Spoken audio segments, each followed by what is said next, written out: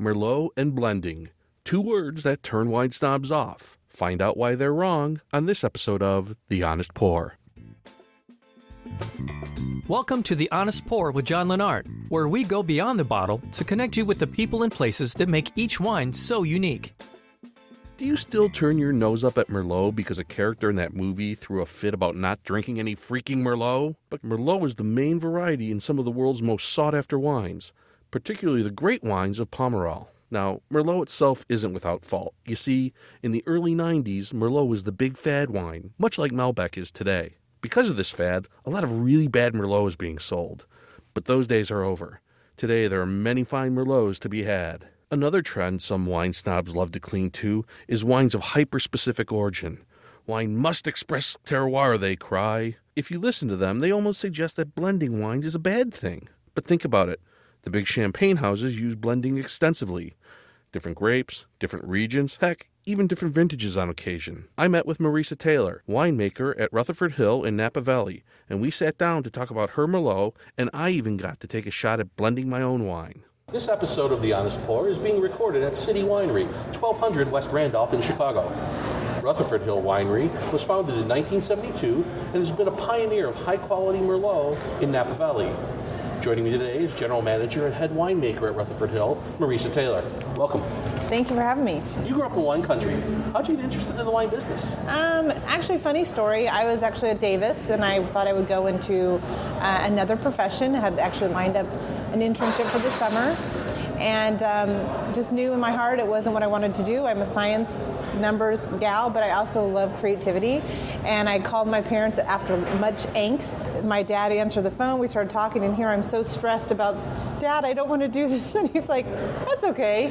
Why don't you just get into the wine business, be a winemaker. You're from wine country. And I was like, wait a minute, what? So just spurred this whole conversation. He's like, you know what? Let's go see my friend who's a winemaker, and you can go talk to him. And that just opened the door. The minute that I walked in to talk to him, it was the aroma of the winery.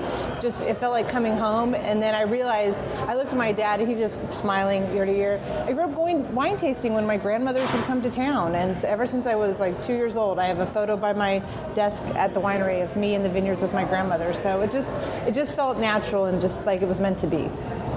So then you were at UC Davis studying something other than wine, which doesn't chemistry. Okay. Chemistry goes right along into wine, so it worked out.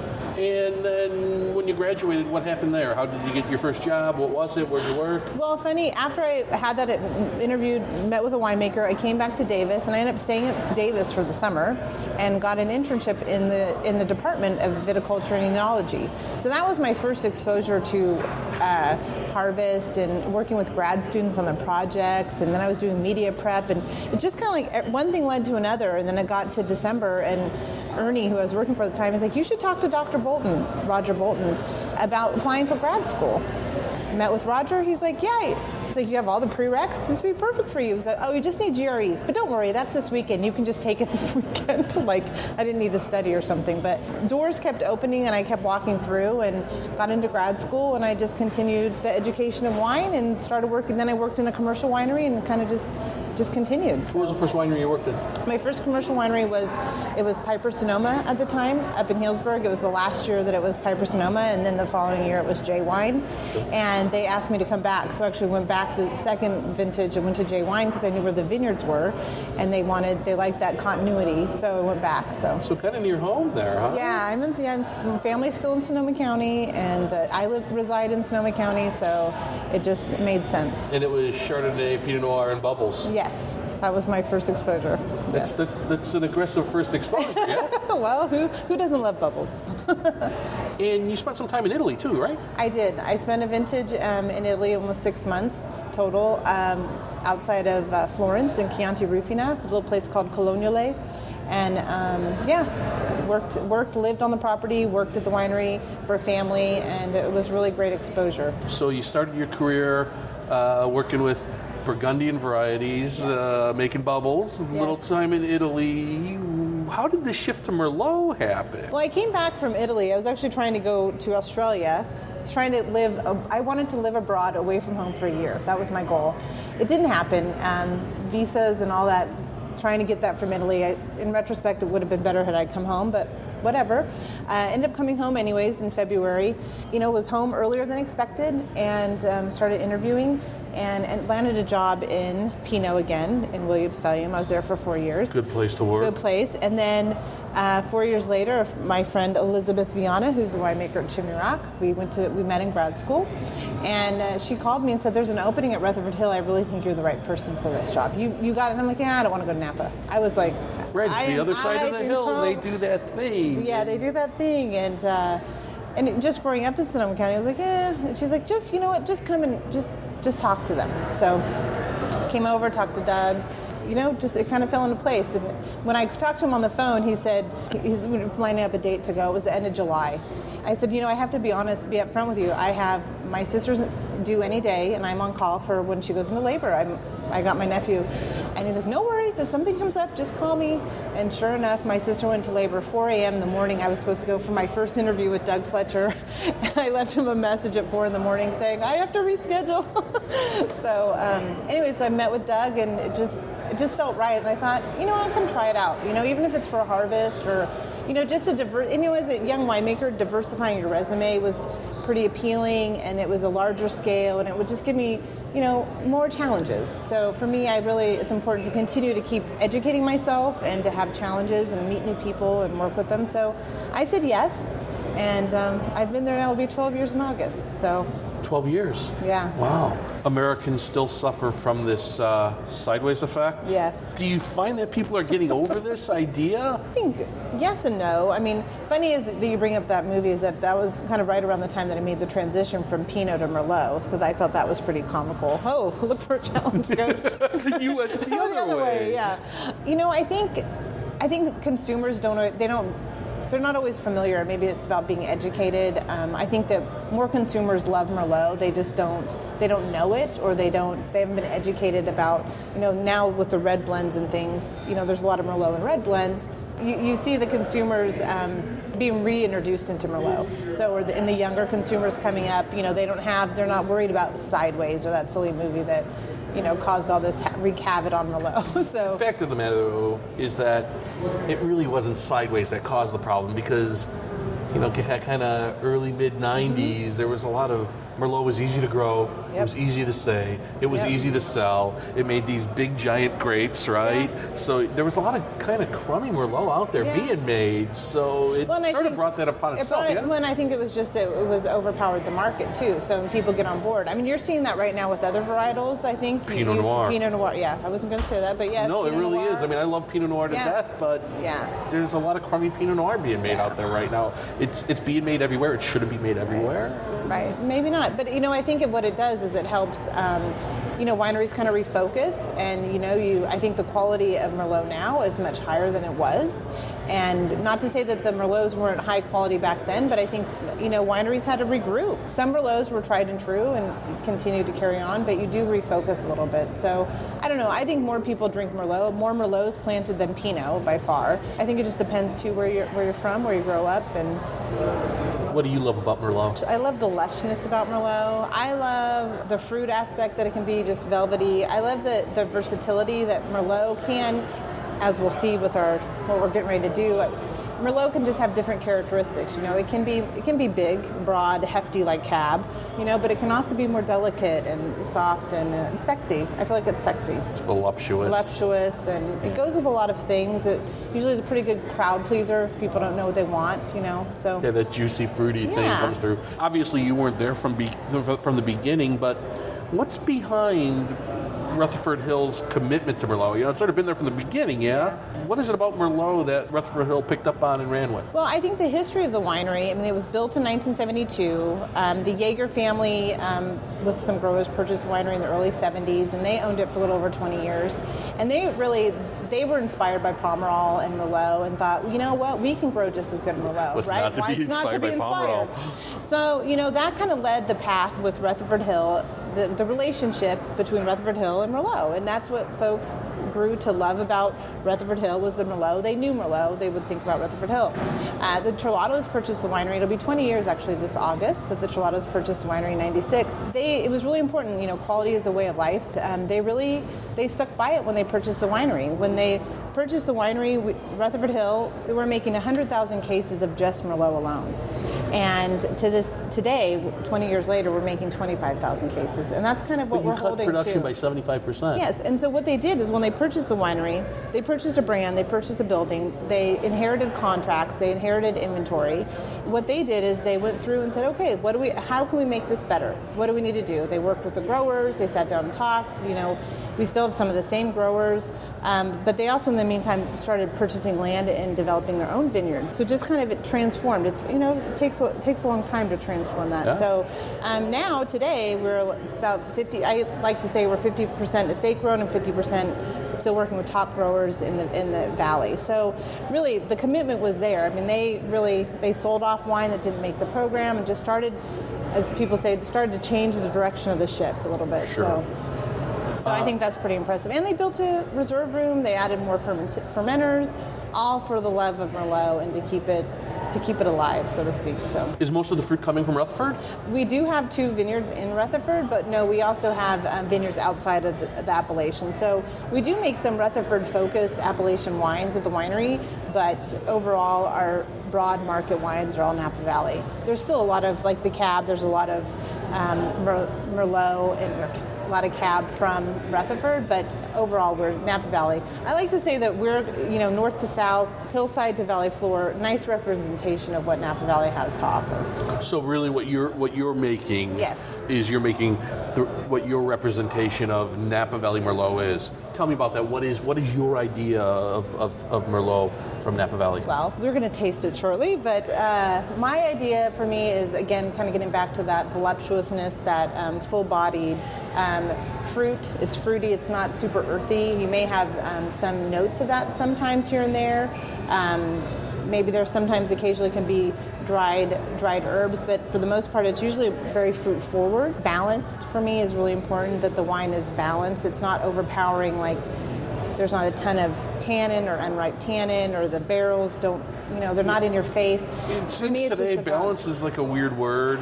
Yeah, obviously, yeah. When it comes to wine. For me, balance might be tough in Merlot, because for me, a lot of Napa wines get out of balance on that big in-your-face fruit kind of thing, and Merlot kind of wants to do that. It does, yeah. How do you control that? We have a lot of different components that go into the Merlot, so you can control that with some of the fruit perhaps will be on skins longer. You get different fruit characteristics by that. The tannins, they'll change on the skins. Other components you may press off early. The varietals that we use, so we blend in Syrah, we have Malbec, we have Petit Verdot, Cab Franc, Cab. We do put a little bit of Cab in there.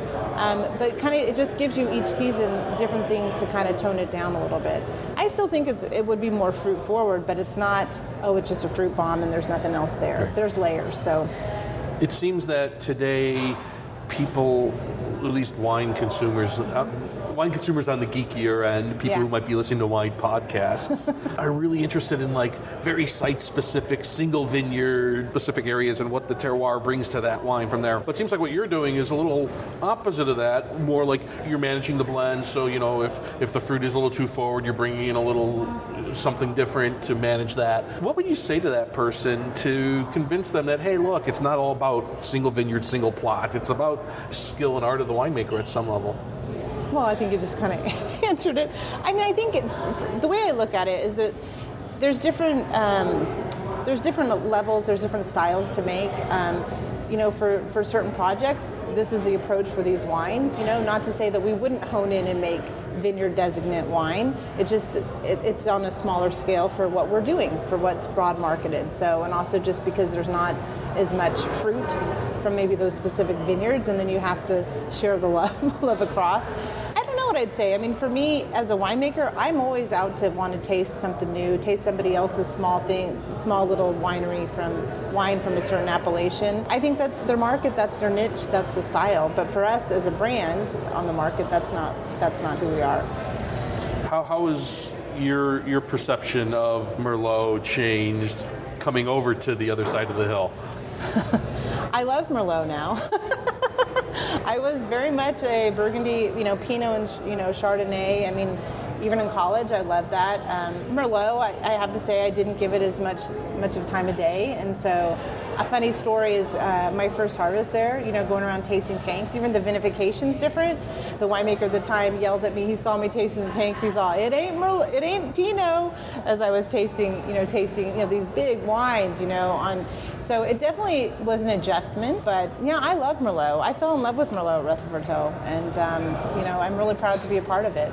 That's great. So we're going to do two things here. Okay. We always taste in my podcast. Okay, perfect. So let's taste. Okay. So what do we have here? So this is going to be an up and coming. This is kind of a pre-release taste tonight. This is our 2013 Merlot, Napa Valley. It is 79%. Would you like to know what's in it, or do you want to? Sure. First? 79% Merlot, 15% Cab, 3% Malbec, and 3% Syrah. Doesn't have that huge, beefy, intense, deep Bordelaise color that you get sometimes. It's pretty. Oh, wow. Yeah, nice perfume and fruit, but a good backbone of earth. And it's really young still. Yeah, it is. Okay. I think the 13s. After I was in the market today with the 12s, and the 13s are. I was talking about this one of the fellows I ran into, and the 13s they've got a lot of heft. There's a lot of like tannin and fruit, and it's just kind of like, look at me, showy, and so it's going to be really interesting to see how long they kind of come down a little. Like the tannin's really up there. I mean, it's got the velvety kind of body to stand up to it, right? But the tannins are there in the front of your teeth, Well, we do a second Merlot-based Merlot wine, and this is our barrel select. So the idea behind it was to offer, on-premise, wanted another SKU besides, Merlot. On-premise being restaurants and bars. Yes, exactly. And so this was our answer to it. It changes every year, but it's a Merlot-based blend, and just kind of showcase the Merlot in a little bit of a different style. A little more intense color on this one, huh? Yeah, the blend's a little bit different, and funny, this year it ended up being, it too is a Merlot. It's over 80%. It's actually more Merlot. Is it really? Yeah, but that's just the way the blend worked out. But the blenders in it are Malbec and Petit Verdot. So it's a different, you can see the flavor profile is different. That Malbec comes through a little bit. Yeah. That kind of red cherry, fresh berries. Yeah. But still young. Still young. And tannin. Yeah. But that's they are. And when will these be released? They're going to be being released, I think, within the summer. Okay, so coming right up. Coming right up, yeah. So you'll be able to find this soon. Yeah. All right, so great taste. But I think coming off at the 12s, which people are used to in the market, that are a little bit softer, but they're nice. Are the 12s softer because they got a year extra in bottle, or is it just the vintage? I think it's both. To be honest. But I just think, just even making them, these are, I'm really excited about 13, so don't get me wrong, but it just, stylistically, they're just a little bit more loud. They're more in your face, for sure. Yeah. All right, tell me what we're going to do. Okay, so what I brought here today is we have an experience at the winery, Blend Your Own Merlot, and a couple years ago we were talking about what can we do on the road, and thought, well, why not just package it up and take it on the road? So we have brought to you our Blend Your Own Merlot experience, modified, and what we have here are 4 different samples. 3 of them are Merlots from 3 different vineyards, so you'll be able to taste the different vineyards, kind of what each vineyard brings. And then we also brought you one varietal today to blend with, not all 4, but the Cabernet Sauvignon to blend with. So, and they're all they happen to all be from our estate vineyard, so it's pretty fun. I was at a blending seminar once, many years ago, more years than I'd like to admit, and I made some undrinkable sludge. They were all beautiful wines, and what I did to them was that is not going to happen. A sin against God and man. What a compliment. So I hope I don't do that to your wines today. No, you're not going to. All right, so let's take me through it. Okay, so this is the first sample you have here is our Pope Valley Merlot. So Pope Valley's kind of up the other side of Howell Mountain. Exactly. And that's one of our estate vineyards. We have Merlot planted there and Cabernet Franc. The vineyard's it's got a little bit of rolling hills. It's about 500 to 800 feet above elevation above sea level, depending where you are in the vineyard. And the Merlot out there tends to be really small berried, and I think because of the soil, kind of where it's. And Merlot tends to really generally wants to be a big berry, but so these they're like the smallest every year, no matter what. They're small, and I feel like there's always. Well, I'll let you taste it, but for me, out of Pope Valley, I really like the volume that it brings to the the finesse that it brings Volume, in the like mouth, texture? the texture, in the mouth, and a lot of cherry mocha kind of aromas that it brings to the blend. And then actually with this vineyard 2 years ago, 2014, we did I challenged my staff to be the winemaker themselves. So we were bringing in fruit from this same vineyard you're tasting, and I said, hey, we're doing it today. And they're like, what? And I'm like, just stay tuned. So I went and I assigned everybody, and they each were in charge of basically the equivalent of a barrel of wine. For them, they were in groups. There were 6 groups, and they got to decide what they wanted to do to the crushed fruit, if they wanted to cold soak it, if they want to add sulfur, they wanted to bleed it. They were in charge to get it to finish fermentation, and then it went to barrel, and we kept them all separate. And then just a few months ago, we blended them together. We did the whole we sat down, we all tasted, and they talked about what they did to each wine, and then we're going to come up with a wine, blend them together to make a wine for the tasting room. So it's really fun, but it's really important to me that they get it. That they have so much passion, and just for them to kind of learn even more, take the education up a notch with them. Right. So it was really great. It was fun. Cool. So we started out with the Juliana Ranch from Pope Valley. What's next? Next is Pope Valley. Next is the Rutherford. I did pour that for you, right? This is our Rutherford Merlot, which is on Me Lane. So if you know where Alpha Omega is, that road, we're just back behind there. So up towards the Benchland then, or towards? It's Bench, yeah.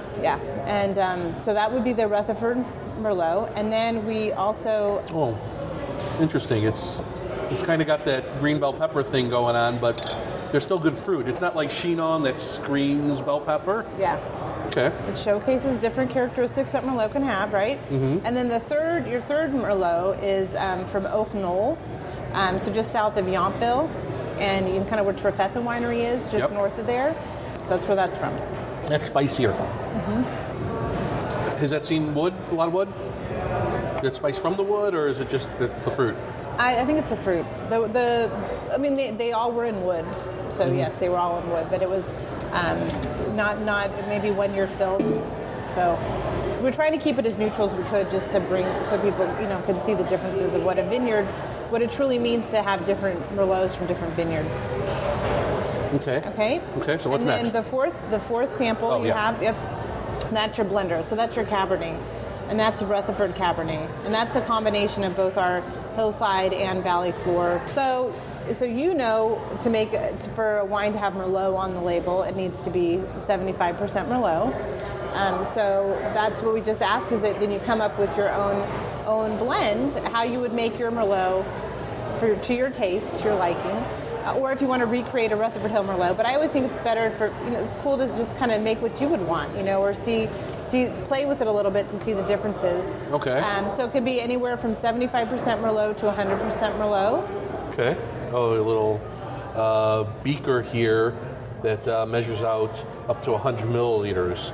So I'm going to be making 100 milliliters of hopefully a not undrinkable blend of Merlot. See, what I look for what I really like in Merlot, I like that lushness that kind of reaches out, and it's like a velvet blanket kind of, That's what I like in Merlot. And these are all 2013? 2012. They're 12. So you can see the vintage. Mm-hmm. It's different. It's not quite as aggressive, but it's still young. There's still a bit of tannin. I keep going back and tasting and trying to figure out where is that math going to land. Yeah, at the winery we do an event usually each year we open up to public and wine club to do a blender of Merlot, and they get very competitive because they're usually teams, and then they submit them to be judged, and a winner's chosen. Quite fun. Okay, I think I have something interesting. Okay. We'll see what happens. Okay. The Pope Valley Merlot. Okay. Which I was really torn between what I wanted as the base. Did I want that to be predominant, or did I want the Rutherford to be predominant? Right. So I settled. I'm going to go 40% and 40%. Okay. Well, Let's go 40%. That's the I'm going to Pope Valley. Up to 40 milliliters of the Pope Valley. And I'm pouring that in now. And what's your next one? The Rutherford. There you go. And I'm going to go 40 on the Rutherford as well. Again, hoping not to make undrinkable sludge out of your beautiful fruit. Okay, there's 40% or 40 milliliters. 100 milliliters is a lot of wine now that I'm looking at it, Yeah, there you go. An honest pour. Sorry, I had to do it. Yeah, no worries. So now we're going to go with 10% of the Oak Knoll. Okay, there you go. And I think this is going to soften it up just a little bit. To me, it felt Like, it didn't have quite the big backbone and structure and tannin of the other two. And then I'm going to go with 10 milliliters of the cab as well, just to give it that little bit of that kind of cassis kind of fruit. Okay, so now I've made my blend of 40% Pope Valley Merlot, 40% Rutherford Merlot, 10% Oak Knoll Merlot, and 10% Napa Valley Cabernet, just as a little backbone. Okay, I'm going to mix it for you. You're going to mix it for me? This is how you're seeing. This is what I do when I make wine. This is actually how you do. You pour it from one glass to the next. This is exactly what I do. Or we have beakers. This is how this ends up starting off something like this. Just a lot more samples than 4. Okay, I'm afraid. There you go. No. So now I'm going to taste. There you go, taste. Let's see what I've done here. It might be just psychosomatic, but I am getting a little of that Rutherford dust. Okay, good.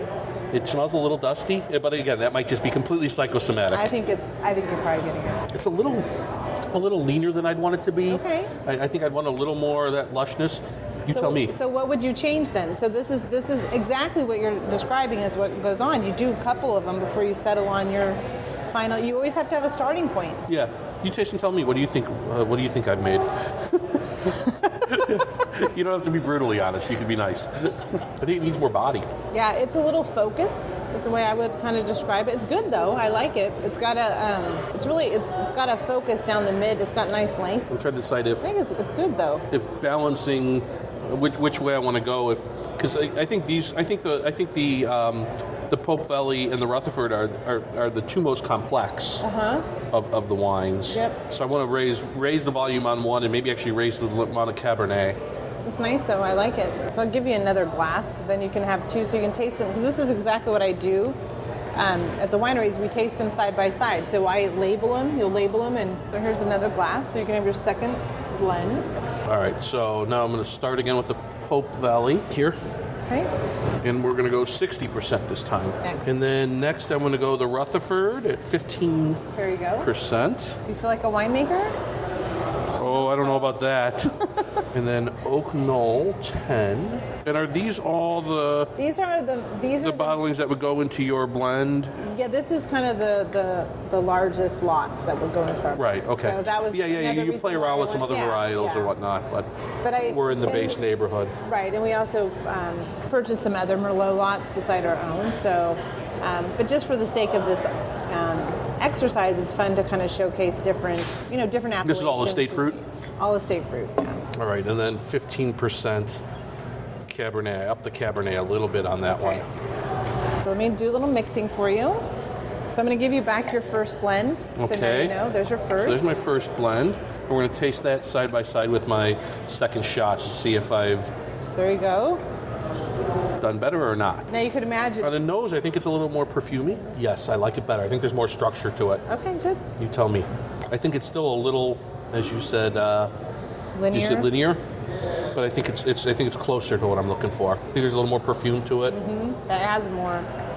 That's good. It's not a horrible one, is it? No, that was great. You did exactly what you said you wanted to do. Yay! I'm very excited about that. Well, this was a terrific experience, and this is something that people can do when they come to the winery? Yeah. Wow, that's great. And then you take it on the road and do...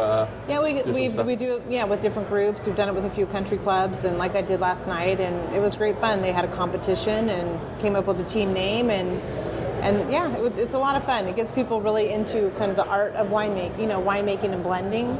You had 4 samples. I start out with 90. So it's 90. Oh, so different blocks from different vineyards. Different blocks. You sit down and then you kind of you taste through, you grade them, you come back, and then you start working on what's going to go where. But this is a good exercise to showcase, what happens on a real level. This happens, So. And Merlot is a lot of fun. It's drinkable. It's not this dumb, flabby thing that they kind of tried to turn it into in the 90s. Merlot's it's approachable. It's juicy. It's got great texture. There's a little bit of tannin to it. It gets a little earthy and green, and I think it's what wine ought to be, and where we kind of moved away from, but we're getting back there. Marisa Taylor, General Manager and Head Winemaker at Rutherford Hill. Thanks very much. This was an absolute blast. Thanks for having me. It was fun. Thank you. For John's tasting notes on the wines from this episode, go to www.thehonestpourpod.com. Make sure you catch every episode by subscribing to The Honest Pour with John Lenart at iTunes, Stitcher, or the Google Play Store. Also, be sure to like us on Facebook at The Honest Pour with John Lennart and follow us on Twitter at The Honest Pour. This has been The Honest Pour with John Lennart. Music by Kevin MacLeod.